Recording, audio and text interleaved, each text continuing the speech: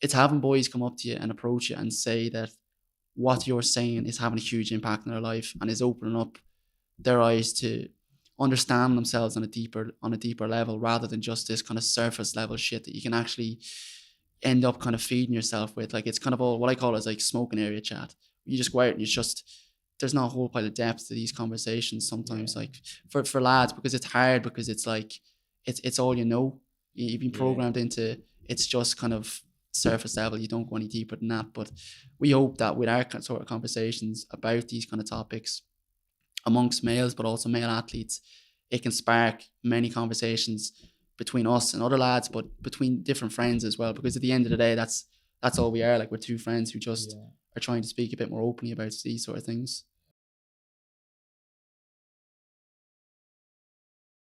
I think we need to start by saying we have to try and keep our composure. Yeah. I will struggle with this one now, to be honest. It would be difficult. Yeah. You have to give a bit of history first, I suppose. The background. The background, yeah. A brief history, lads. Tell us how we all know each other, Mark. Yeah, I think first and foremost, with the three of us anyways, it was with college. That was probably the start of our story as such. Moved into Gateway. I think before that, you should probably mention the fact that you are twins. That's That's where I know you're from. So Mark is my brother. We grew up in this house for the last 24 years. Yeah. Paddy, to my left. Takes them off on the side of the road along the way. We met you in college, and then Liam was the last to join us. I think people here know how I know Liam. So at the moment, the two of you are doing your own thing here ever since last year you started Kaizen? Last November, Yeah, set up in November in Valencia. So fair enough. So me and Liam are obviously very familiar with Kaizen. We follow you both on Instagram, listen to your own podcast. But to those out there who aren't familiar with Kaizen, like, what is Kaizen and when I ask questions, it could be whoever wants to answer, you can take over, but like what is Kaizen and what does that mean to you? Yeah, I think like since we set it up, Kaizen has kind of changed over the last 14 months or so, which is good. It's a reflection of, what we're trying to do, which is constantly kind of be progressive, constantly kind of change to help that kind of one group of kind of athletes as such. Like, performance and life coaching for athletes is, I suppose, the nuts and bolts of it as such. Yeah, like we suppose you set it up and then you're nearly at the end of every quarter you're reevaluating and you're like, right, this is working, this maybe not so much. We're seeing what we're enjoying as well. We're like leaning into more. So like at the start we just started with the performance. Yeah. And then as time has gone by, we're like leaning more into the lifestyle side of things as well, and like that's so enjoyable and people really need that as well. And we see that like for a lot of athletes, the support, whether it's training or lifestyle sport, stops at the field, stops at whatever sport they're playing in. So like where we come in is kind of bridging that gap between like when they leave the pitch and they're going home and their own lifestyle as well. So trying to manage that, because like, for I suppose both of us, like we've been on that, in that space outside the pitch, and you're like, there's actually no support here at all. Like, you don't know what to be doing, whether it's in something that you're struggling with mindset or even training wise. You don't have that support when you go home, like that one-to-one accountability. So I suppose they're just looking at the scope, looking at the athlete, like, the athlete on the pitch. But as soon as that athlete leaves the pitch, it's like you go off, you can do your own thing as such, and you're left to your own devices. So what we're huge on is developing the person as well as the athlete, because we really believe that they're so interlinked. You can't solely focus on one element without kind of the other one taking a hit as such. There needs to be a bit of a balance between the two. And really what we've realised is that one of the main reasons that athletes are kind of the everyday athlete as such, outside of the performance side of things, one of the things we've realised is that when someone's lifestyle is out of line with their goals, it's a huge kind of stumbling block, so just that's why we're so big on the lifestyle, because if you can't just look solely at these individual parts kind of by themselves, they're all so kind of interlinked that the lifestyle kind of encapsulates everything.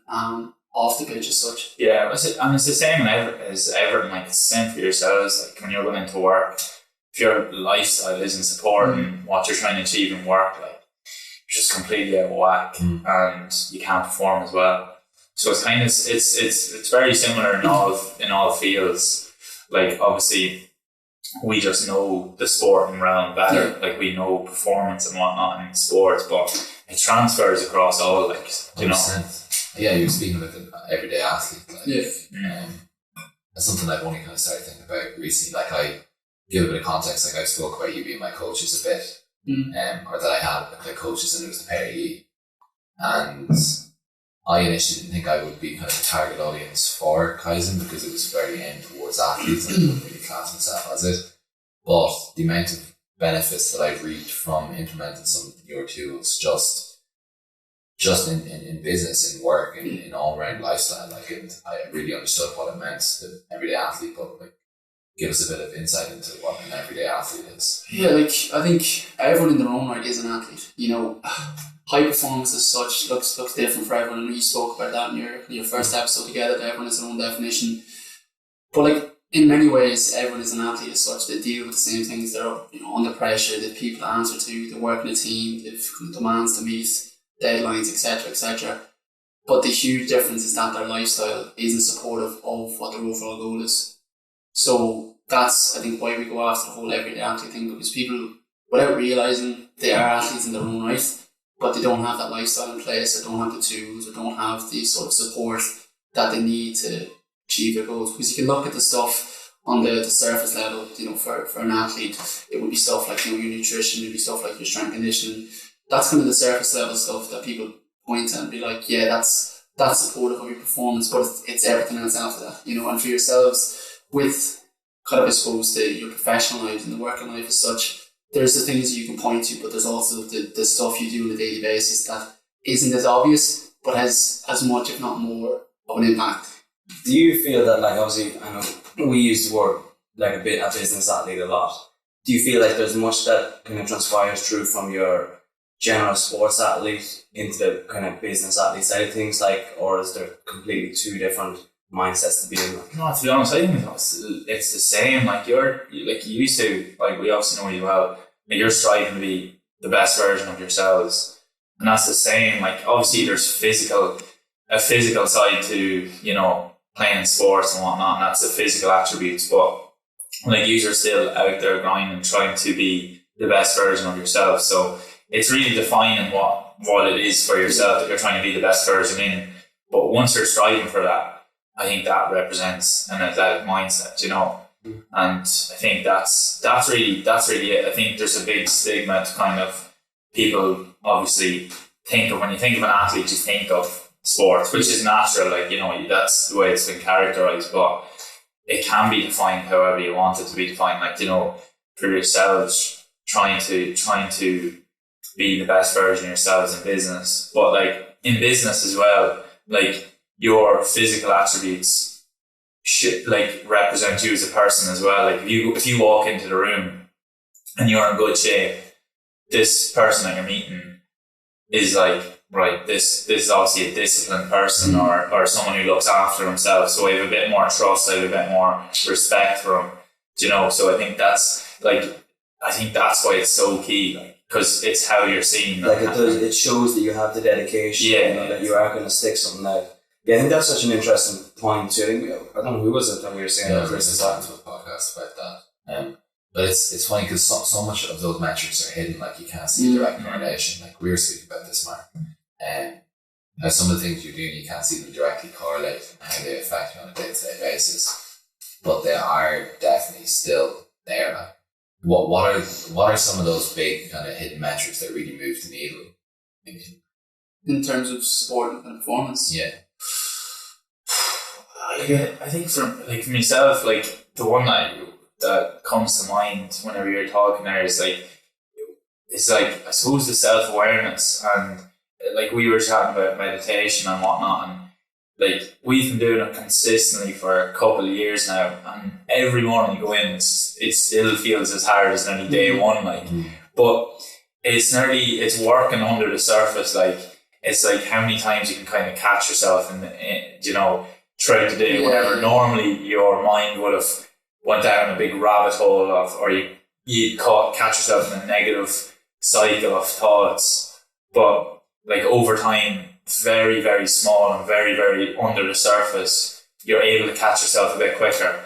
And like it's such like a minuscule thing, but it's something that's working in the background. Like. Yeah, 100%. I think that's so interesting. Even the real, you said up the other day about how thoughts, rather than being a good and a bad thought, thoughts helpful or unhelpful. Like even myself in the last week, like bit of a slippery slope at the moment, but like that thought process of like, oh, like this isn't productive in my day at all. Like, okay, don't think about this. Yeah. And the more you kind of get into that routine, you know that every time this thought comes in, it's like, oh, that's one of those thoughts that aren't helpful again. Yeah. So you do just tend to then start blocking them out, like, and it does make it that bit easier every time. It's just awareness. I think awareness is so overlooked, because once you're aware of these thoughts and you remove the whole black and white element, you remove the criticism and the kind of the judgment around those thoughts, because if you're labeling them as being negative, and then when them thoughts inevitably pop up, you go into that kind of negative mindset of just completely fixated on that negative thought.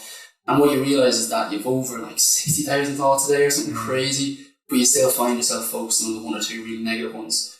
But if I was to ask you, how many thoughts from yesterday can you actually remember? And it's very, very little. So it's just the awareness around kind of, I suppose, the uncontrollable kind of thought process that we go down. And it's, for me, it's been kind of meditation as such, and kind of just being kind of a bit more mindful. But I suppose mindfulness as such, I wouldn't call it taboo for athletes, but it's something that for a long time was kind of just pushed to one side. It was, what sort of word would you call it? Like it was don't know what you'd call it. Like just like there's a certain stereotype attached to the thought of like it's the lotus position. Yeah. Mindfulness, you're like straight away into like just like this. Like I think it's like, but it is so true as well. Yeah. And that transpires so much into your profession, like whether you're working in an office or not. Like, because if you're in a bad headspace in an office, you don't want to be there at all. Like, it's one thing if you're, out training or something, at least you can blow off a bit of steam. Like, if you're in that bad headspace sitting in an office, you absolutely spiral for the day and you get nothing done. But when you're self-aware like that, as a result of being aware when you're doing meditations, when those thoughts creep up during the day, when you hit a period of stress, you understand what it is that you're feeling, you can overcome it, rather than being guided by your emotions, and then as a result do behaviours that are guided by that in the heat of the moments. And there's a lot of things that I've learned from you, like the small things, like energy management, or like I feel like when I do cold showers, like they're difficult, so when I do face difficult things throughout the day, I feel like I'm the kind of person who does difficult things. I've done this already, I've done something difficult. I think that's the big thing, and that's what we're constantly trying to reinforce to anybody that's working with us, is like, it's not something that's going to just massively change overnight. Like, it's these small little 1%ers. It's, like as I was saying, like meditate for 3-4 years, like, and I'm still only noticing, like, maybe I catch myself a couple times extra than I would have previously. Like, that's such a small thing. Same with the cold showers. Like, it's not just something that just radically changes you overnight. Like, but if you're invested in the process, and it's just them small little wins where you're able to catch yourself that bit quicker. Maybe you don't sleep the alarm that extra time. You get up on time. Maybe you're getting that extra gym session. And it's all these small little 1%ers that add up over time. Like, it's being able to delay that gratification and understand that it's not going to be a quick fix. Is that something that's always come naturally to you, Paddy, as in being okay with what I'm doing today, I'm not going to get instant results from. It might be from 1 year, 2 years, could be further. Yeah, like I think that, like, in different areas, like sport, I suppose, like Liam would know me younger, and he, like, sport was always the thing that I was kind of fairly dedicated at. I was always able to go on that, but like in other areas of life, I don't think I had that delayed gratification. Like, you'd be going out on nights out, stuff like that, just like nearly trying to escape different realities that was actually going on. You're just trying to run from things. So, like, I don't think it always came naturally to me. But what I found was when I actually got, I suppose, that implemented in my lifestyle in terms of, doing all them small habits and delaying gratification in my lifestyle, then actually just brought on my performance even more. So as like Mark said, it's like when I actually developed as the person, then, you know, even athletically and business wise, then I started pushing on. It wasn't the reverse. It wasn't like because I was a bit more natural doing the delayed gratification in sport that it resulted backwards. It was when you went here, it actually pushed on the other elements. So yeah, that was probably for myself. I don't know, was the same for you?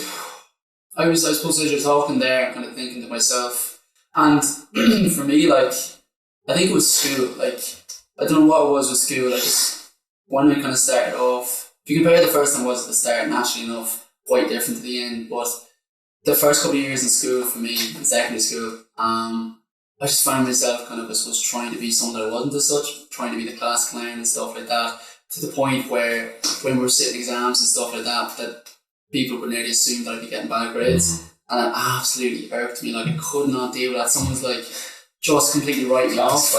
Literally. But from there on, I was like, no, wait, I'm funny and I can actually Well, someone says you're funny. No.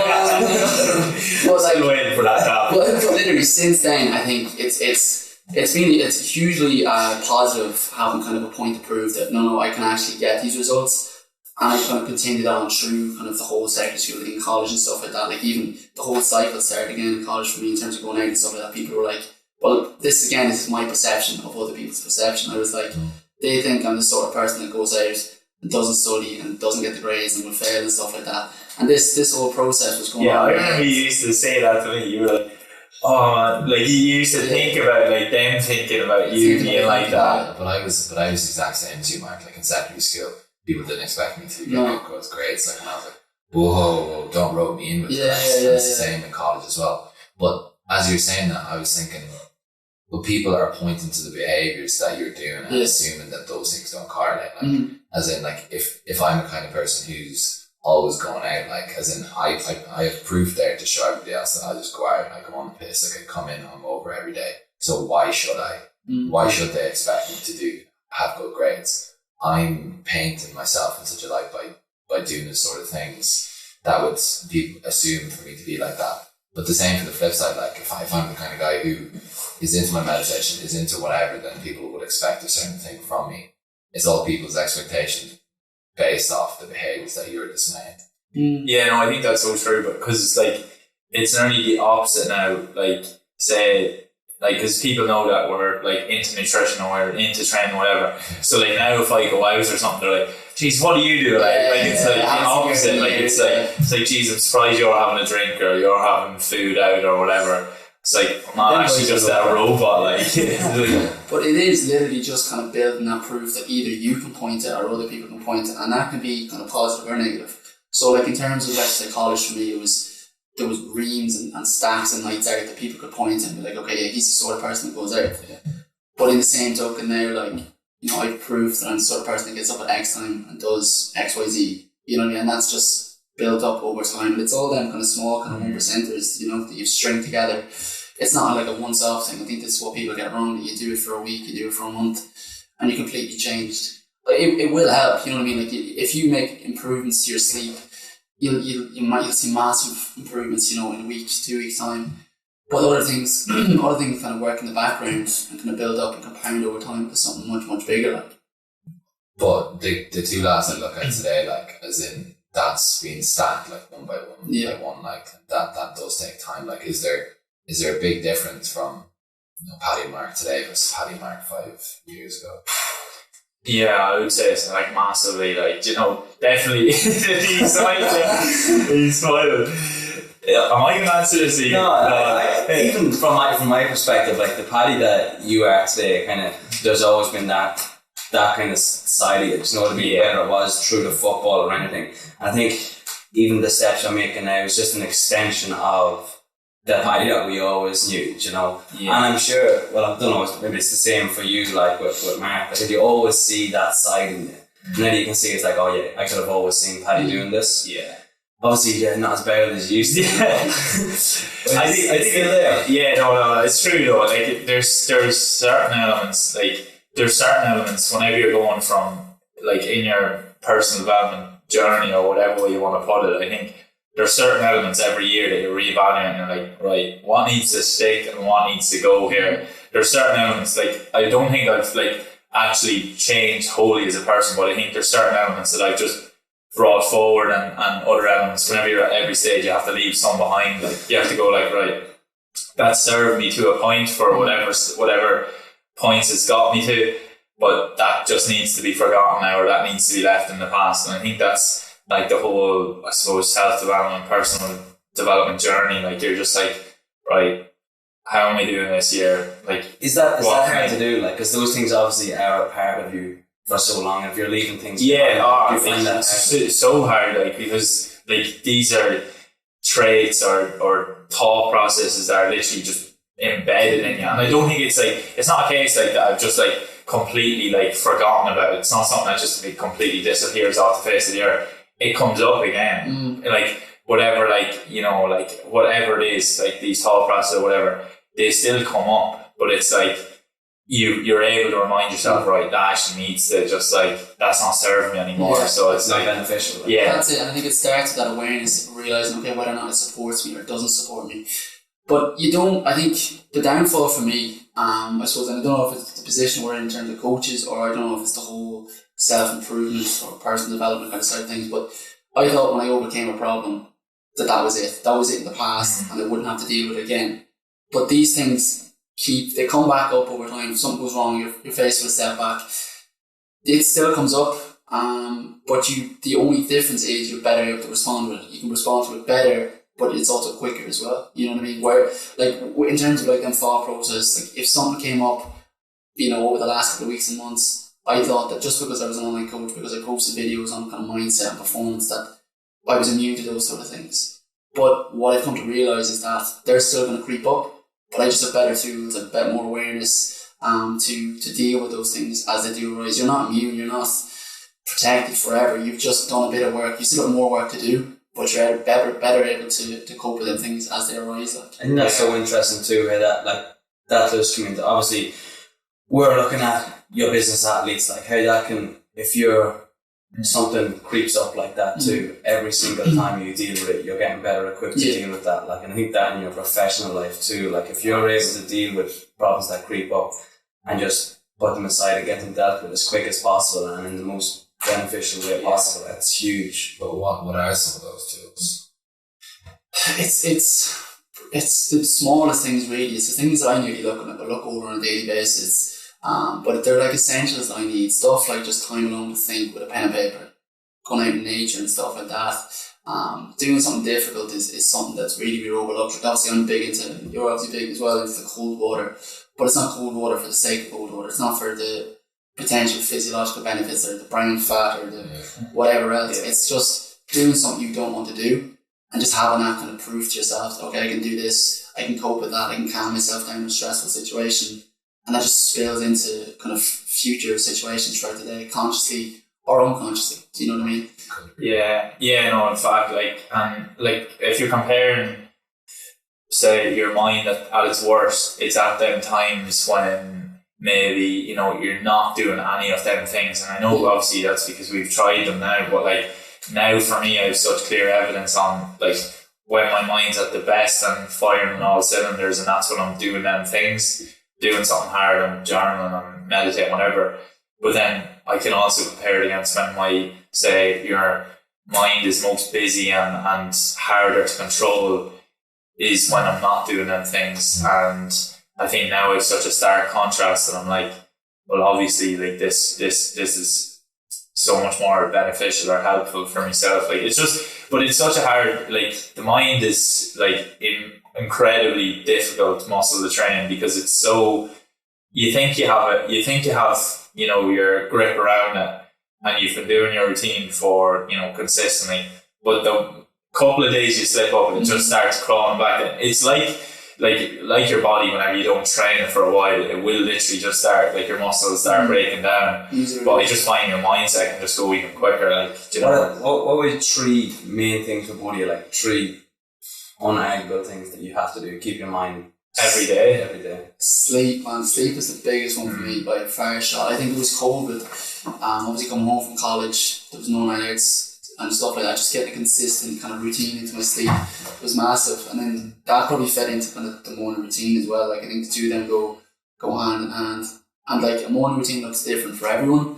I do really, really get that, but I think it's something that everyone needs to have. It doesn't have to be at the same time, but just having a set time in the morning just to kind of ease yourself into the day, or just do a couple of things to set yourself up for the day. I think it's absolutely huge. Yeah, like it's the same for yourself. I think like, you know, sleep definitely, meditation, and the other thing that I've kind of only learned this year, I suppose, is actually having downtime as well. Like I know we were chatting with you about it, but like it's something I never really prioritized. It was kind of unintentional time off that I just was like not even relaxing, and maybe you're like scrolling on your phone or whatever, but actually having intentional downtime. So, you know, when we finish work at like say 7 or whatever, just completely switch off. Like don't be looking at the phone, just relax into something that you really enjoy, and you can fully switch off. Like especially for like say yourselves or as well, like you are kind of in control of your own schedule, so you can always be doing something and you feel like you should be doing something. It's that, so you need to have that switch off. It's hard to schedule that downtime because you feel like, oh, I'm cheating here, like I should be working hard. It's like, what? It's 7 o'clock in the evening, I'm doing nothing. Like there's so much I could be doing here. But as you say, it does give you that time to switch off, to refresh and go again for the next day. Yeah, it's like having that first in the schedule every week is like, right, taking a full Sunday off here, reset, recharge. Just that will set me up for the week, and it's like that downtime is actually the most productive thing I do all week, because then the rest of the week follows after that. 100%. But yeah, like, I think for me, like that energy management was absolutely huge. Like as in you were saying, like I think it takes more discipline sometimes to be like, okay, let's stop the work now, let's stop whatever. I've reached a point of diminishing returns. Like, the more I put in, the less I'm getting out. Let's stop here and then recoup, because if I was to work 9 to 9, like Monday to Friday, like I'll get a lot done, but I'll be burnt out for the next week. Like, and it's like what proportion of that work is actually good quality, and what's the impact of not being able to have the downtime. It's like the most productive thing you can probably do in the evenings is just switch off and leave the phone. And it's something like having the phone is a blessing, because like everything's so accessible, but it's really hard to switch off because you can see the phone buzzing or pinging away, and you just look at it. And it could be something that could just set you off. You know what I mean? It could be like 8:30, you're like winding, just have a look, and something just sets you off and just completely sucked in. Oh, it's so deep, and your thought process will way off. Like it should be anywhere where they're not, like, you know. But for me, that downtime, and even the Sunday, like I know the impact of not having the Sunday off, or not having like the majority of Sunday off to reset. I understand that things come up the odd Sunday and you have to do a bit here and there, but just planning out the week, having that downtime, switching off when you need to switch off. Yeah, it's going to support the quality of your work as much as anything else, like, you know. But it is thinking like an athlete. So it's like, I've had a tough session of work this week. Like I need a day off. That rest day. Like 6 days in the gym, I need a day off. Like I need my sleep in order to be the best like I can be. Because one day I was hungover at work and I may as well have just not turned up. You're saying like turning up hungover to a match, whatever. But within those kind of taking some time to reset like your energy and stuff like that, like that's the best when you're able to do like deep focus work. Like that has been huge for me. By focused work, like spending the whole day in an office, doing absolutely nothing in an industry like real estate, because you're not getting paid, so nobody's cracking away. So being able to get into those deep focus sessions has been absolutely huge. For me. Yeah, no, literally though, it's the same for myself. Like I know whenever I'm after having that downtime the night before or whatever, and then coming back fully charged the next morning, you can go straight into it. And you're able to get into that deeper focus, you know. Whereas the other way, you're nearly just flogging a dead horse. Like you're just literally just like showing up. You're like not enjoying it. You're just wrecked, you know. And your energy is far from managed. Like I think it'll get you one way or another. It's essentially slowing down so you don't have to stop. If you keep flogging a dead horse, as you said, and just keep going 100%, like no rest, eventually something's going to hit you. You know, it's going to be stress, it's going to be sickness, it's going to be something. It catches you one way or another, and it's just choosing to be a little bit proactive with it and be kind of smart so that you don't have to stop. You know what I mean? Like downtime is uptime. The better your downtime, the better the quality of downtime. It's not even just, you know, switching off even by scrolling your phone. But it's smart. I gave the ice to Liam, but he's listening. Oh God. My I'm gonna play that game, man. Throw back. But it's the first one. Well, I was glad for it too. Even between work blocks, like, you know, you finish up. For me, it's 2-hour work blocks, half-hour break. It was, you know, I'll grab the phone as quick as I can for the full half hour and then back to work. But you haven't really switched off then. You know what I mean? Moving your mind into something else. Yeah. It is. I think I find, well, I don't know about you, it's like being at home this week, I find it's so easy to switch off. I don't know whether it's you're able to go to the kitchen, have a cup of tea, like just have a chat with family or whatever. Like I think one thing, especially because our only downtime is when you go home in the evenings. At that stage, you're bollocks. Like you sit down here, and you do end up just whipping up the phone. Like you can't, you can't sit up at the kitchen table and have a chat. Really, I'm sick of talking with that stage in the day. Like, but it is like you gotta stick on a podcast or something, or you're sitting on your phone. Like I just found being home this last week.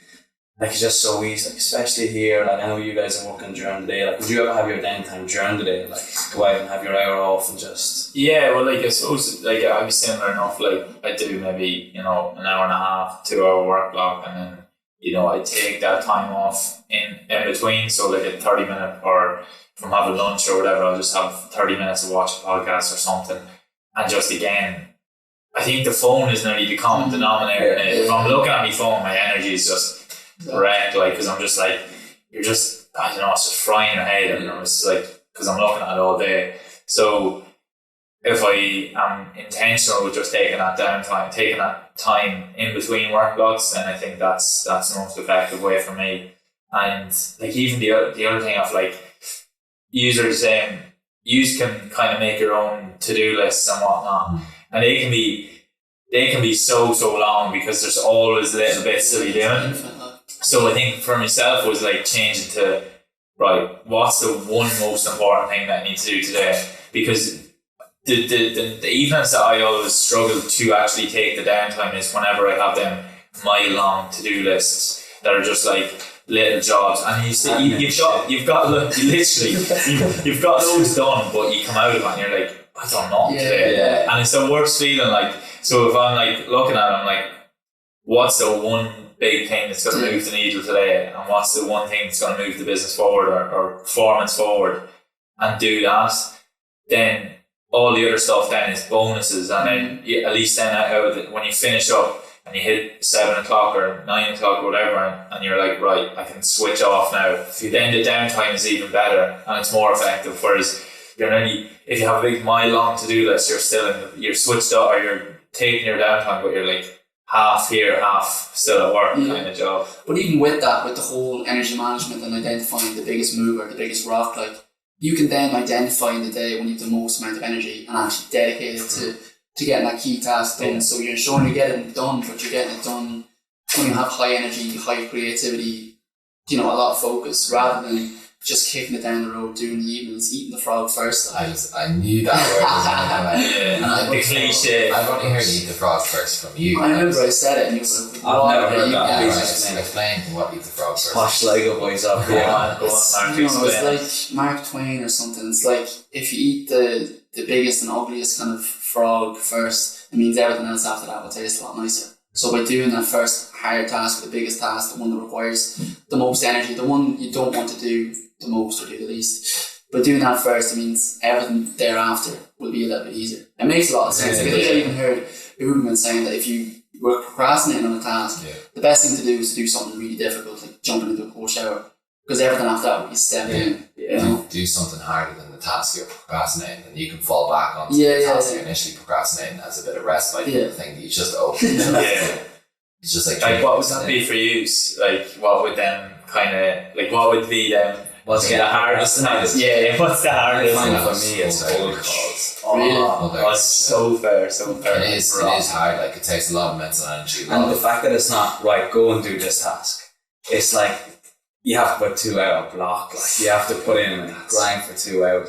And I think the toughest thing about it is you can put in them 2 hours and get absolutely fuck all from it. Like. Yeah. So you just have like a list and you're ringing them. Yeah. Oh, and you're just going through it. Kind of, yeah.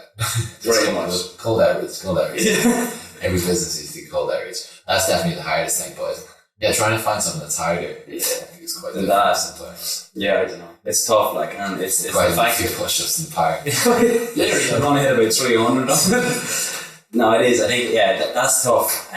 But that's it. Like what else do you do at that stage? Like it's because it's not the fact that it's physically tough. You know that's making it hard. It's just that mental.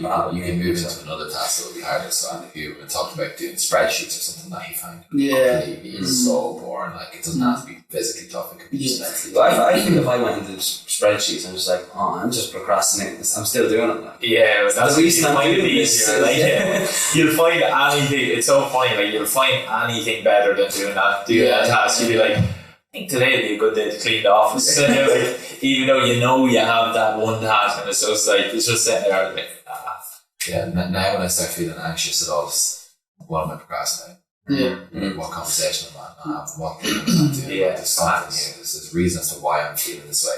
And this is the thing about it, like about working with you. It's like every feeling, every emotion is examined. It's like, okay, I'm feeling this because of this, I'm feeling that because of that. Like everything is accounted for. Like, and when you're feeling anxious, is there always something? Is it always procrastination that does it for you? And it could be, or something that I'm thinking about, or something that I haven't mulled over. Or most likely, it could be like a to-do list that's not getting done. But the most interesting part about it is it's a having and self-awareness. Back to this again. It's looking at your life through a different lens. That if I'm feeling this way, it's because of that. If I'm feeling sluggish in the morning, it's because of something that I ate last night, or not sleeping this way. Like, and it's just I want to perform to such a high level during the day, because at the end of the day, like, we're in a performance-based role, and what we do directly correlates with our output cycle. And we're not earning a wage, so it's really, really important to look at it that way.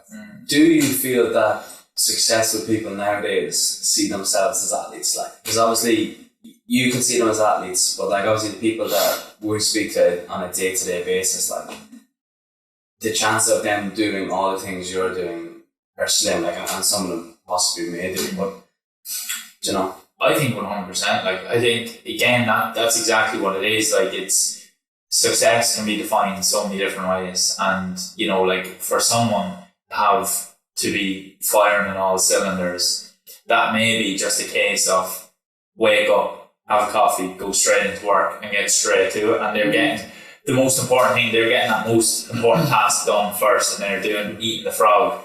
So for some people, they may need that morning routine, and that will have them firing on all cylinders. For some people, that would mean that they just go straight into work and they're able to get that most important task done.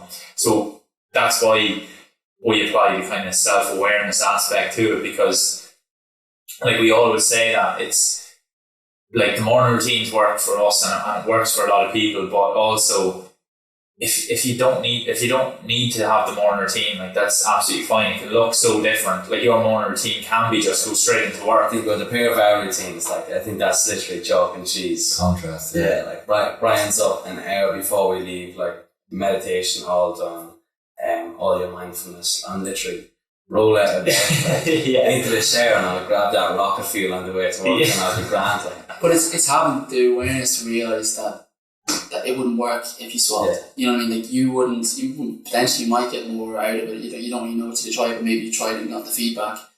If you tried his way, you get the feedback whether or not it suited your goals and what you're trying to do and how it sets you up for the day.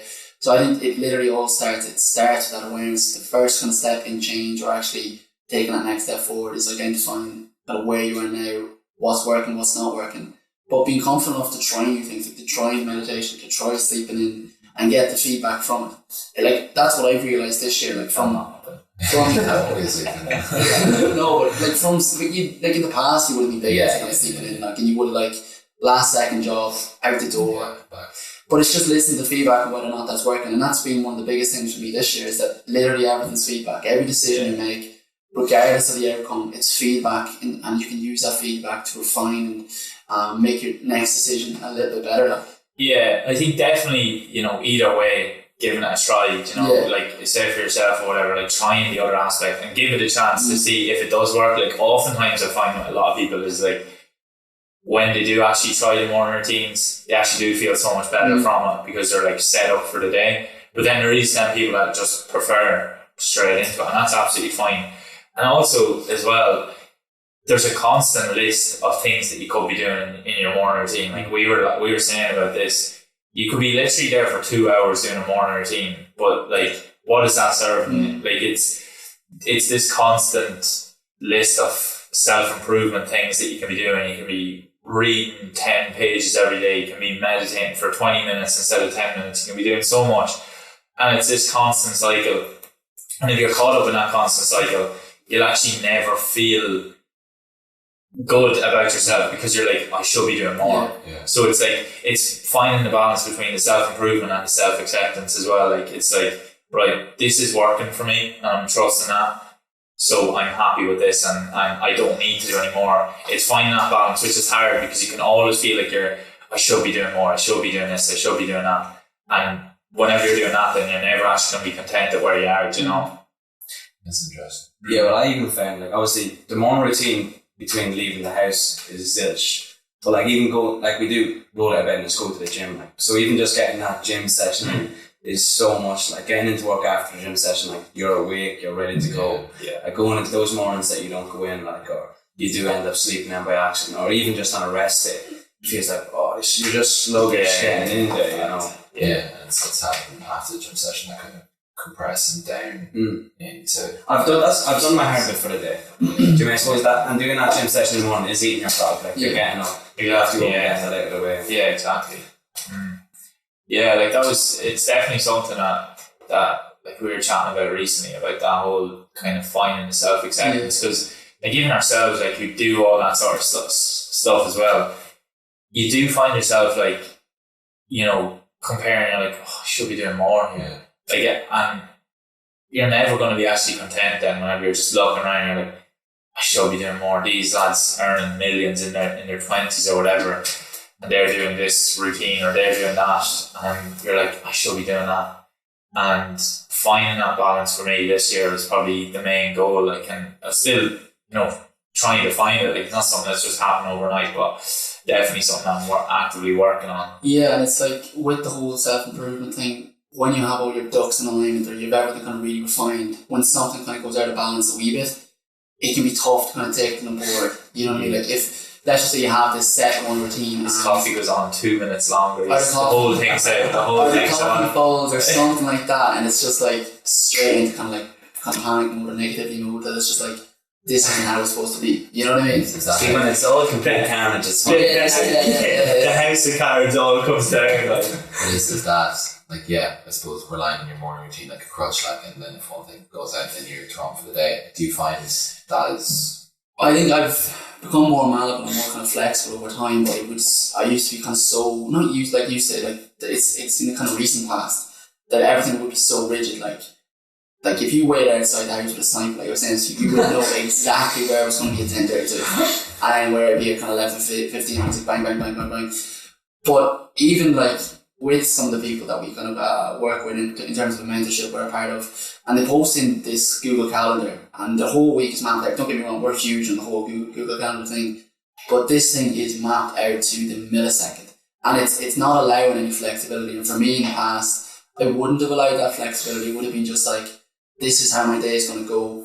Anything else that comes inside my world can actually just do them because it's going to interfere with my productivity. But that's not life, that's not realistic. But in the same token, like with any sort of project, with any goal, with any business that you're setting up, there is going to be periods when it's a bit chaotic. You know what I mean? You're going to have to put the head down, you're going to have to put the nose to the grindstone and whatnot. But it's that whole acceptance of... It's a new one, the nose to the grindstone. I don't know, it is. We'll let it roll though. Don't worry about it. But it's having that, like, the self-acceptance within self-improvement to know that what I'm doing the majority, and it's what you said, it's run through really is consistently good rather than inconsistently perfect. You know, if you're constantly trying to be perfect, it's when something isn't perfect, you just, you know, your ego really takes a check. You know? Yeah. So it is that self-acceptance within the whole self-improvement game, because the self-improvement is hugely positive. It's you're trying to be a better version of the person you were yesterday, and that's massive. I think if you're on that journey, you can't fail. But it's when you start bringing in kind of criticism and kind of self-judgment when something goes wrong, and you're not allowing for yourself to make a mistake, or you're not allowing yourself to have a bad day, that's when it can nearly be like toxic kind of self-improvement as such. I think the massive thing though like even listening to you, has that been that 1% better a day? Because like you can still have an absolute shit day, but you can guarantee you've done one thing that day, or if you've done that 1%, like there's something to take from it. Yeah, like you getting gym session done in the morning, like that is that 1%. Yeah, It and can it's be on top of only the 1% for that day, you know, like. Yeah, I think what you were saying, Mark, it's be better than yourself from yesterday, because if you're competing against yourself and like you're the comparison rather than somebody who's in the 20s, like you said, making millions, like you're just competing against who you are yesterday. Yeah. And I think that putting yourself in the past and also putting yourself in the future, it's like there's a lot to be said for that. Like, because like even when I went to like Chris Williamson, it was the way he frames what he's going to do, like currently is what would me in 24 hours. Yeah, it's 24 hours. Yeah. It's really, really good. It's like 24 hours and every 24 weeks. That's what I regretted in 24 hours. Yeah. But it's like, who do you want to be 24 hours from now? What would they do? How would they speak to themselves? How would they speak to the people around them? Just start acting in alignment with those things. It's like, who has what you want? Act like they would. You know what I mean? Have the beliefs, have the behaviours that they would. And eventually you'll kind of get there as such. The same as that, who do you want to be 24 hours, 24 weeks from now? Get clear on who that person is, what they look like, how they act on a daily basis. And start setting yourself up in such a way that each day you'll get a little bit closer to who they are, but you're a little bit better than the person you were yesterday. Because like we've spoken about it many, many times, that for young men, I think it's so easy to get wrapped up in this whole kind of comparison of yourself and kind of other males around you. You know what I mean? It's so easy, and it's like I suppose it's a bit of a survival mechanism that's deeply ingrained in us. Like the world around us has changed so much over the last millions of years, but we as humans are a bit slow to catch up. So we're no longer comparing a threat as in a tiger, or you know, if like some sort of barbarian war or something like that. It's more so like it comes down to a survival instinct in terms of comparing what he has in his wrist and the car he drives and the house he has, and that the metrics have just changed, but it's still the same kind of survival response. It's still the same cascade of Jesus, the fight or flight. You know what I mean? It still evokes the same physiological kind of sequence of events that really can set you off, you know. But you were saying before, I'm not sure if it was in one of the calls we were on together or to me or on one of your podcasts before, but how you can actually find something that you can use to your advantage in the whole comparison thing, that it isn't entirely negative, that you can see what someone else has, and instead of being kind of jealous or kind of envious, you can see that as kind of fuel and use that to your advantage. Well, it's kind of like, I think comparisons are needed because it gives you a point of reference of where you are in the world. Yeah, that's it. So it's like, as in like comparison is the joy or whatever. But like if I can't compare like who I am to where somebody else is, it's like, well, like then I've got no metric of where I need to be or where I want to be. be. You know what I mean? And speaking about the whole materialism thing, it's massively prevalent in Dubai. Like it never gets so conscious about the car that I drive or whatever in Dubai. But like for me, like I'm not shutting myself off to like having a nice car or whatever, not having a nice house, but those things are a byproduct, not the end goal. Like the end goal is something else completely different, and then those are a byproduct. Yeah, but it's incredible over there how fixated people are on the materialistic things. It's crazy, you know, like, and I think a lot of it too is just so much for show. Like you see people renting the supercars and putting up the photos and stories and all that. It's like, for what? Like you're wasting your money to try and look like someone else, and at the end of the day you're putting yourself further away from where you want to be by doing it. But I don't know, it's each everybody's their own definition of being successful. Like for you, me, that's not whatever. For other people it could be like this is the be all and end all. Like but I suppose like, what does that look like for you? Like Comparison for no, as in terms of like for some people like the flashy car, the nice house is the end goal. It's what defines being successful is for them. Like what is being successful for you, Mark? And don't speak about having two That's what two places of birth, one for inside, one for outside. It is the worst definition I've ever heard. There's no definition. No definition, no right. But still though.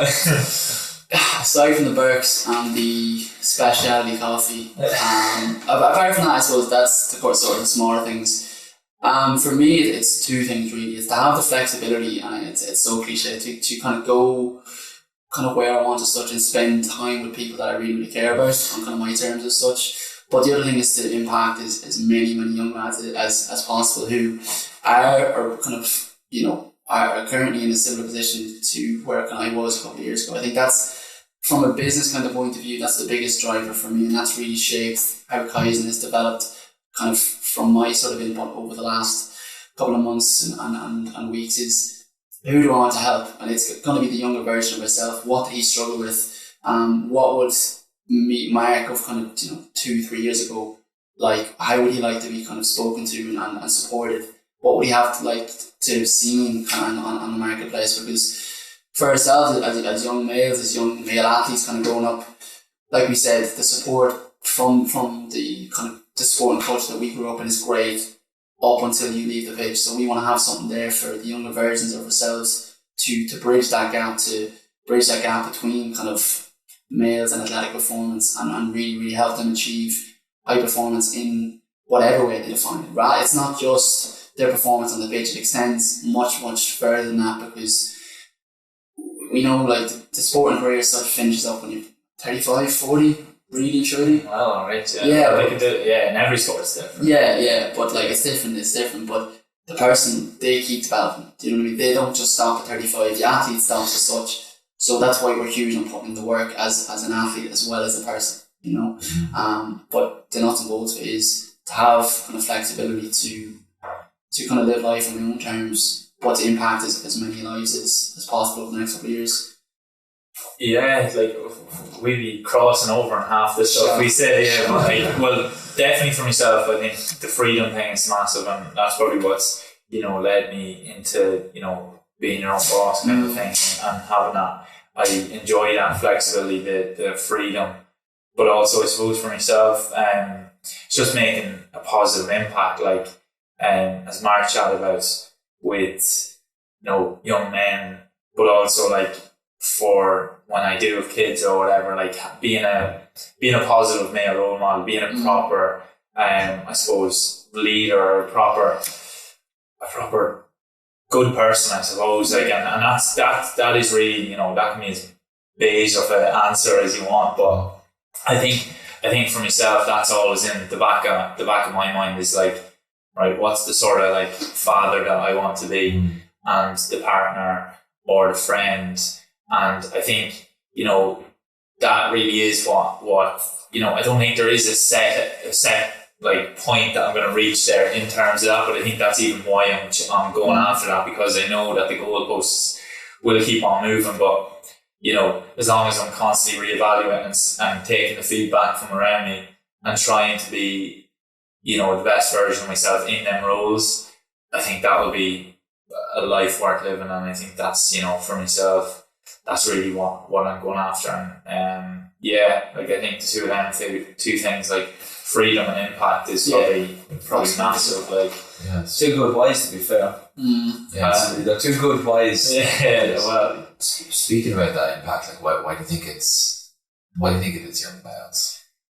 We can speak to them. Like, we know, like we've grown up in kind of separate paths as such, but they're quite similar in a lot of different ways. We can understand what young lads are kind of struggling with. It's not too far ago that we struggled with those things, and the greatest thing is we're currently struggling as well. It's not this finish line you get, it's a constant journey that you're just constantly on. You're getting a small bit better, you're getting better at handling these things, but you're still on the treadmill as such. It's not like you can hop off. So I think we can really speak to those lads as such and help them overcome things that we struggled with in the past and we didn't have in the past. Like, it can be like growing up as a lad, like, it can be a lonely road sometimes too, especially like, as you said, you are so good at dealing with your own thoughts and processing them as they come in, like, but people that have no exposure to that whatsoever, like, that is tough to do by yourself. So having somewhere you can kind of turn to and look for advice on is huge. And as well, like, it's so hard to know what to actually do because you're a man as well. You're like, I've been taught that we shouldn't talk about it, or we shouldn't, open up about things, or we shouldn't talk about certain topics. And that's the whole thing. Like, it's that stereotype that we have in our head.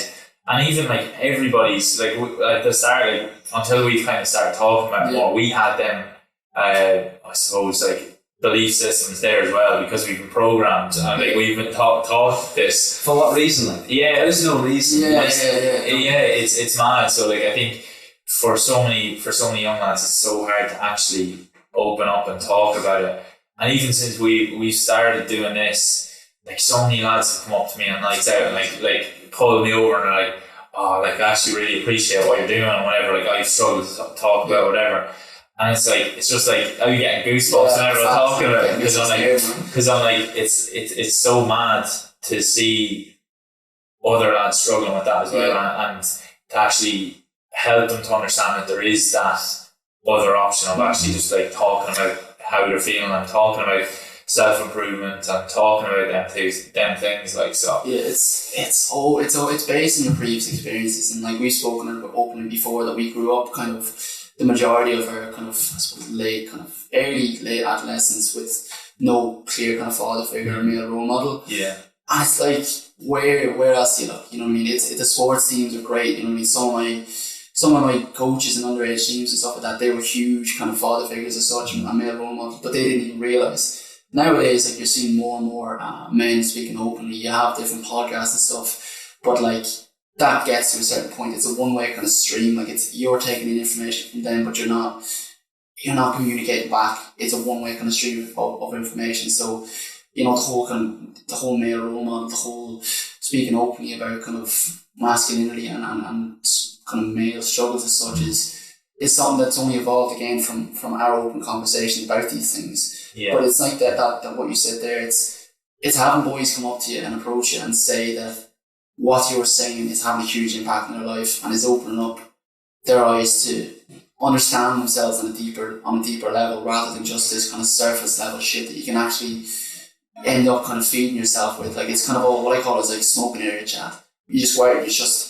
There's not a whole pile of depth to these conversations sometimes. Like for lads, because it's hard, because it's like it's all you know. Yeah. You've been programmed into it's just kind of surface level. You don't go any deeper than that. But we hope that with our sort of conversations about these kind of topics amongst males, but also male athletes, it can spark many conversations between us and other lads, but between different friends as well. Because at the end of the day, that's all we are. Like we're two friends who just are trying to speak a bit more openly about these sort of things. Yeah, I think it's like having those conversations. It's like who's going to make the first move. Like I want to be the one, vulnerable first. Like let's like holding space for the other person. Yeah. And when I've gone to men's circles or whatever in Dubai, like it's such an open space. The majority are older, and they're becoming like my role models.